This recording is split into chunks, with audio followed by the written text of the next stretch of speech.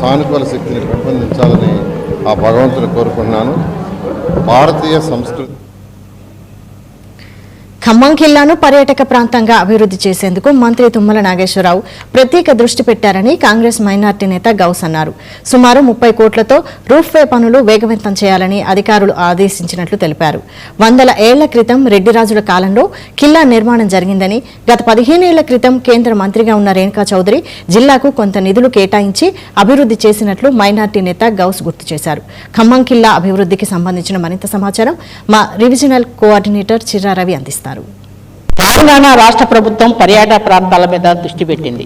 ఇప్పటికే ఏదైతే ఖమ్మం నగరంలో ఉన్నటువంటి ప్రధానమైనటువంటి పురాతనమైనటువంటి కిల్లా ఖమ్మం కిల్లా మీద ప్రత్యేకమైనటువంటి దాదాపుగా దృష్టి పెట్టి ఇక్కడే ఉన్నటువంటి వ్యవసాయ శాఖ మంత్రి తుమ్మల నాగేశ్వరరావు దాదాపు 30 కోట్ల రూపాయలని ఈ యొక్క ఖమ్మం కిల్లాకి అభివృద్ధి కోసం ప్రధానంగా ఖమ్మం కిల్లాలో ఉన్నటువంటి ఏదైతే రోప్వే నిర్మాణం చేయాలని, దానితో పాటుగా పైన ఉన్నటువంటి వచ్చేటువంటి సందర్శకులు ప్రధానంగా ఎవరైతే ఇక్కడికి ఈ యొక్క పర్యాటకులు ఎవరైతే ఉన్నారో వాళ్ళందరికీ ఒక ప్రత్యేకమైనటువంటి వాతావరణాన్ని కల్పించాలని చెప్పేసి దాదాపు 30 కోట్లతోటి అభివృద్ధి కార్యక్రమాన్ని దాదాపు ఖమ్మం కోటకి 30 కోట్లు కేటాయించడం జరిగింది. ఇక్కడనే మనం చూస్తున్నాం. ఆనాడు ఏదైతే ప్రధానంగా దాదాపు ఒక 15 ఏళ్ల క్రితం రేణుకా చౌదరి కేంద్ర మంత్రిగా ఉన్నప్పుడు ఈ యొక్క పర్యాటక ప్రాంతాన్ని అభివృద్ధి చేయడం కోసం రేణుకా చౌదరి నిధులతోటి కొంత డెవలప్మెంట్ జరిగింది. అయితే ఇక్కడనే ఏదైతే ప్రధానంగా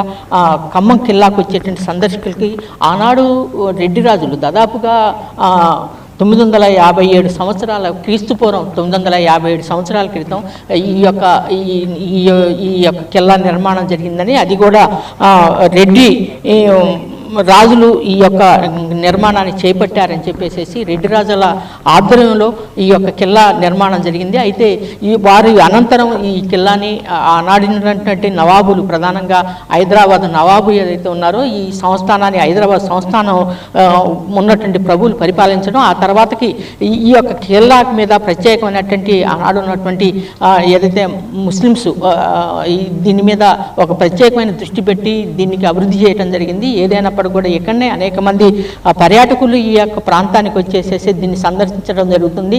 దీన్ని మరింత అభివృద్ధి చేస్తే ఖమ్మం కిల్లాకు ఒక మణిహారంగా ఒక ప్రత్యేకమైనటువంటి ఖమ్మం కిల్లాని ఒక పర్యాటక ప్రాంతంగా తీర్చిదిద్దేందుకు ఇక్కడనే అనేక మంది వస్తూ ఈ యొక్క ప్రాంతాన్ని అభివృద్ధి చేయడం జరుగుతుందని చెప్పేసి భావిస్తున్నారు. ఏడనే స్థానికులు ఉన్నారు, వారి గురిని అడిగి మరిన్ని విషయాలు తెలుసుకుందాం.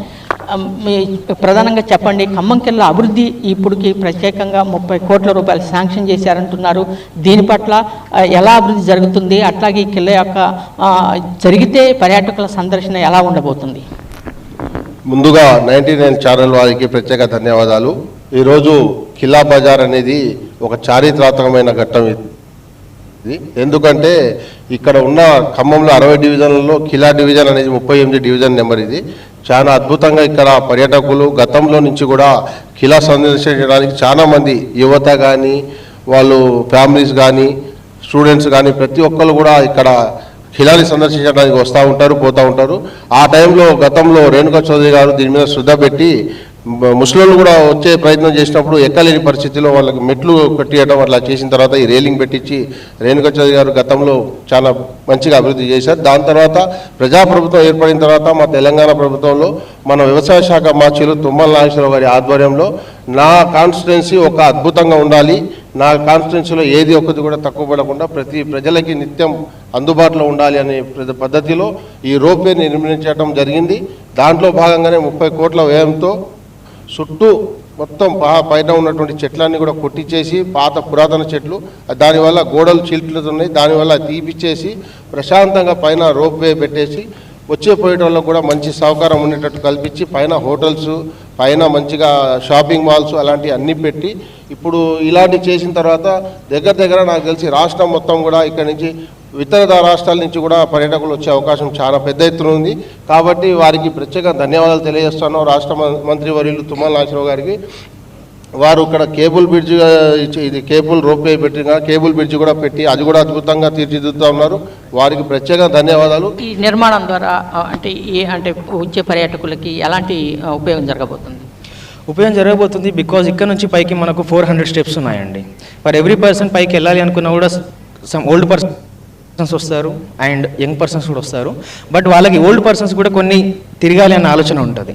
సో వాళ్ళు పైకి వెళ్ళి తిరగాలన్నా కానీ we are doing a some good thing. అంటే వాళ్ళు వచ్చినా కూడా ఇది ఒక న్యూ కన్స్ట్రక్షన్. అండ్ తెలంగాణలో వైజాగ్లో ఉంది, మన ఆంధ్రప్రదేశ్లో వైజాగ్లో ఉంది, తెలంగాణలో this is the first rope way we are constructing here.